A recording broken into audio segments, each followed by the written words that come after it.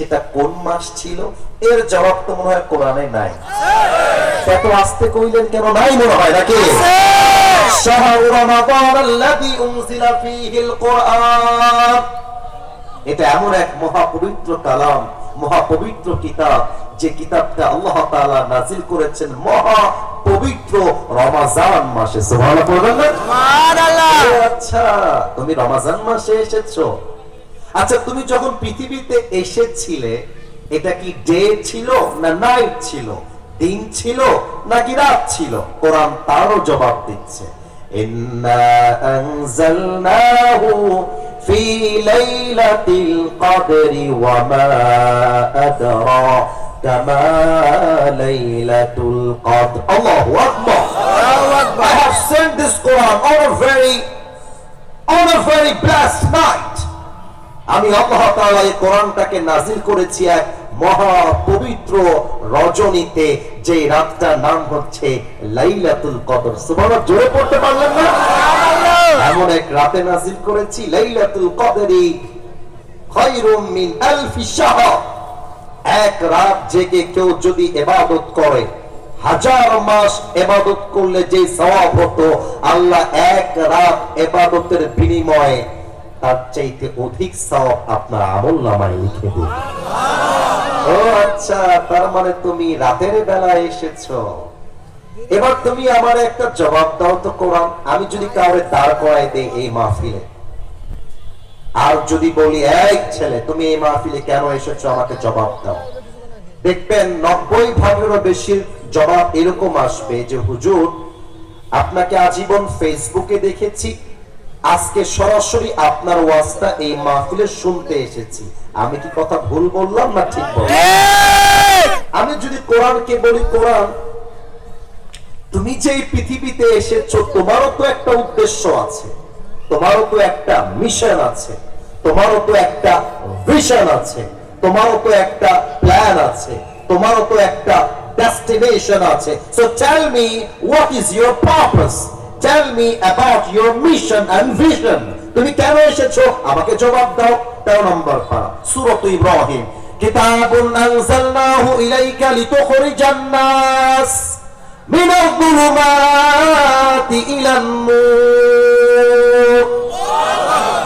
I have sent this Quran to lead the mankind out of darkness into the light. কি কথা আল্লাহ, কি কথা আল্লাহ, কি কথা আল্লাহ। আল্লাহ বলছে আমি কোরআনটা দিয়েছি একটাই উদ্দেশ্য, যেন আমার নবী এই কোরআনের আলোতে জাহান্নামী মানুষগুলোকে জান্নাতি মানুষ বানাতে পারে।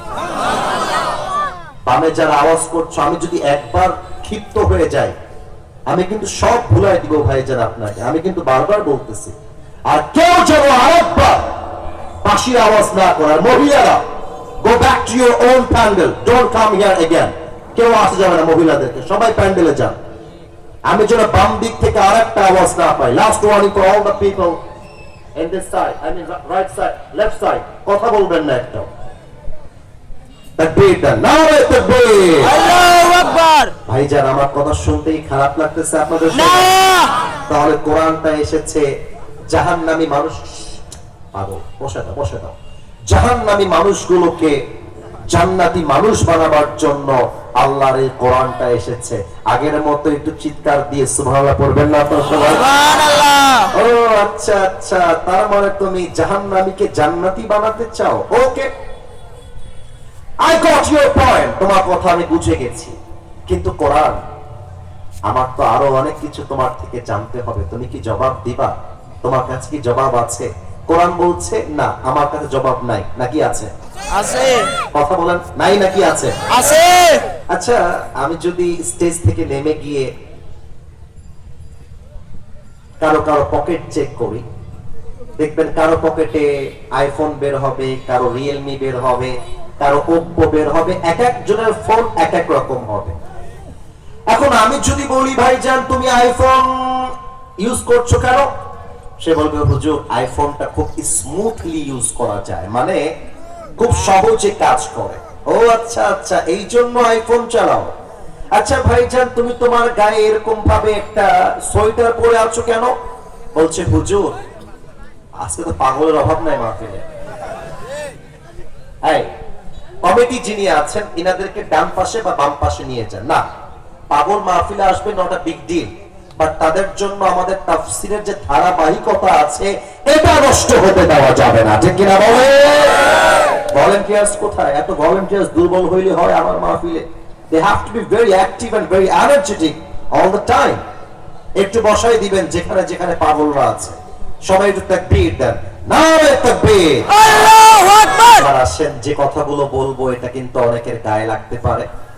আমি আবারও বলছি, আপনার গায়ে যদি লাগে আপনি রাগ করবেন না, কারণ কোরআন তো কারো ধার ধরে কথা বলে না, কোরআন তো কারোর সঙ্গে আপোষ করে কথা বলে না। আচ্ছা, কোরআন তোমাকে যদি আমি আমার জীবনে আদর্শ হিসেবে মানতে পারি, তোমাকে যদি আমি আমার পার্লামেন্টে নিয়ে যেতে পারি, তোমাকে দিয়ে যদি আমি আল্লাহর এই জমিনে প্রত্যেকটা আইন কায়েম করতে পারি, আমার লাভটা কোথায় হবে এটা জানার দরকার আছে না নাই? কোরআন বলছে ফামান তাবিআ হুদায়া ফালা খাউফুন আলাইহিম ওয়ালা হুম ইয়াহজানুন। আল্লাহু আকবার। কোরআন বলছে তুমি যদি আমারে মানতে পারো, তুমি যদি আমার কথা অনুসরণ করতে পারো, তবে আমি তোমাকে গ্যারান্টি দিয়ে বললাম পুরো রাষ্ট্র নিরাপদ এবং তোমার জীবনটা দুশ্চিন্তা মুক্ত হয়ে যাবে। সুবহানাল্লাহ পড়বেন না আপনারা? সুবহানাল্লাহ। আচ্ছা কোরআন, বুঝে গেছি তোমার কথা। আচ্ছা কোরআন, তুমি যখন পৃথিবীতে এসেছিলে তুমি কি এক চান্সে এসেছিলে নাকি তুমি আস্তে আস্তে এসেছিলে? কোরআন বলছে ওয়া কুরআনান ফারাকনাহু লিতাকরাহু আলান নাস। এই কোরআনটা আল্লাহ তাআলা এমন ভাবে নাযিল করেছেন যেটা এক ধাপে আসে নাই, কয়েক ধাপে ধাপে এসেছে। আচ্ছা তুমি এক ধাপে আসলে না কেন? কোরআন বলছে কাযালিকা লিনুসাব্বিতা বিহি ফুআদাক।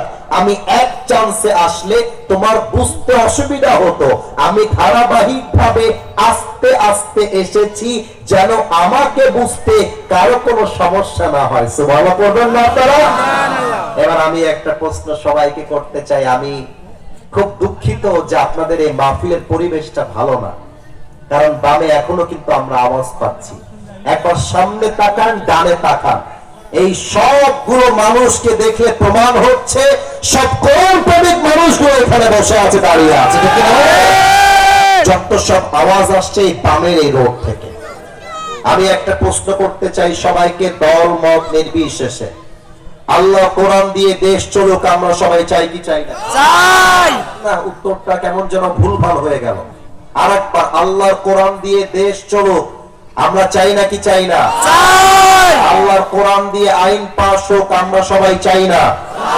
চাই। সবাই চাই না কি চাই না? চাই। আমি যদি কোরআনকে বলি কোরআন পার্লামেন্ট চলবে কেমন করে, কোন আইন দিয়ে, কোরআন তার জবাব দিবে আমার কাছে নাই। নাই নাকি আছে? পার্লামেন্ট চলবে কেমন করে, কোরআনে আছে। কেমন করে আছে? আমি চাপার জোরে নয়, আমি দলিল দিয়ে আপনাকে বোঝাবো। এবং আমি আগেই বলে দিচ্ছি, I am not connected with any political party in Bangladesh. আমি আসিফ হুজুর এই মুহূর্তে কোন দলের সাথে কোনোভাবে জড়িত নই রাজনৈতিক ভাবে। তবে আল কোরআনের আইন দিয়ে বাংলাদেশ চলবে এটা বলার জন্য কোন দল করতে হবে না, এটা বলার জন্য ঈমান এবং মুসলমান হওয়া লাগবে আমার। আচ্ছা কোরআন, তাহলে তুমি আমাকে বলে দাও পার্লামেন্টে কোরআন গেলে দেশটা চলবে কেমন করে? দেখেন কোরআন কেমনে জবাব দেয়।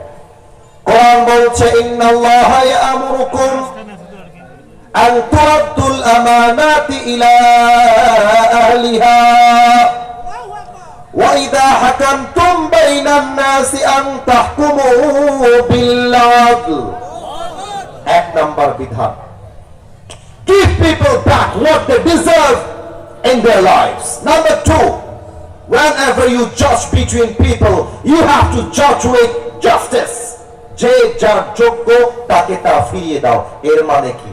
আজকাল সরকারি চাকরি পাওয়ার জন্য যোগ্যতার চাইতে ঘুষ লাগে বেশি।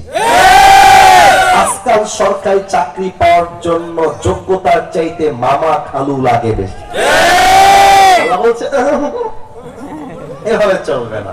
যে যেই পদের যোগ্য তাকে সেই পদে বসায় দাও, আর দুর্নীতি সব বন্ধ হয়ে যাবে। যোগ্য যে ব্যক্তি তাকে ক্ষমতার চেয়ারে বসাও, 1 নাম্বার। 2 নাম্বার, যখন তোমরা বিচার করবা ইনসাফের বিচার করবা।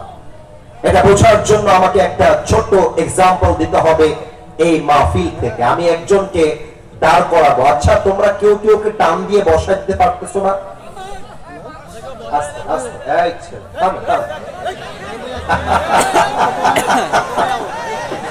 কে কারে কে ঠেকায়?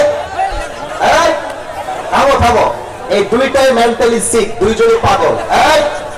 কমিটি কি তামাশা দেখতে কমিটি আসছে এই মাহফিলে? আমি অবাক হয়ে গেলাম কমিটি আচরণে আজকে। আমি এই দেখে এটাতে হবে, একদম ওইদিকে নিয়ে যাও, কেউ হাসবেন না। না, পরিস্থিতি যেমনই হোক আমাদের পরিবেশ নষ্ট হওয়া যাবে না, ঠিক কিনা? এই বামে যাও, বাবু না, এদিকে বামে নিয়ে যাও। এই 2-1 জন উঠে গেলে তো হয়ে যায়, বামে বামে হয়ে যাবে। আমার দিকে